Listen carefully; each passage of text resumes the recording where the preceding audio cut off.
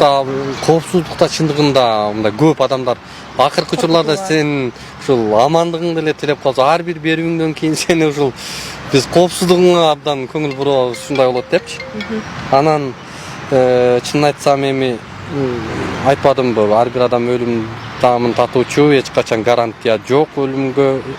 Анан мына ушул учурда биз эми чындыгында унутуп калабыз коопсуздуктучу. Ушундай бир образга, ушундай бир эмеге киребиз, ушу жан дүйнөбүз менен сүйөбүз. Ушундо биз корко турган эч нерсе жок.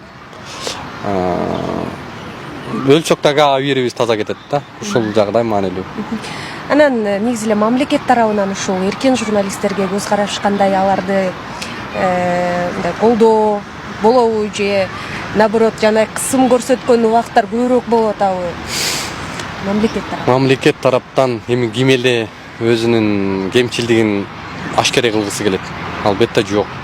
Бирок биз айла жоктон барабыз дагычы. Анткени мына 30 жыл деген термин мындай бир өзүнчө популярдуу болуп кетпедиби?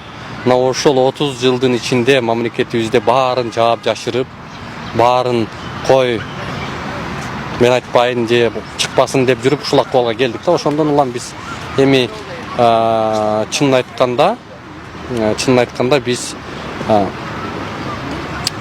бул кандай деп айтсам эми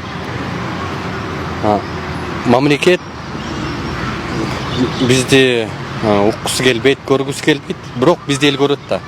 Биз ошол эл үчүн көгөргөнүбүз көгөргөн. Биз мындайча айтканда каалайбы каалабайбы маалымат алганга укугубуз бар. Анткени Конституцияда баш мыйзамда так жазылган.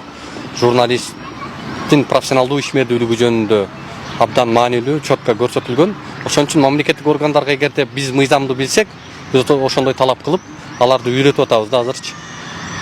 Ошон үчүн аларга мыйзамды аткаруучу ал мамлекеттик орган ким? Бул мамлекеттик орган, бул жөнөкөй жарандардан айырмасы мыйзамда кандай жазылган болсо ошол нерсени аткарыш керек.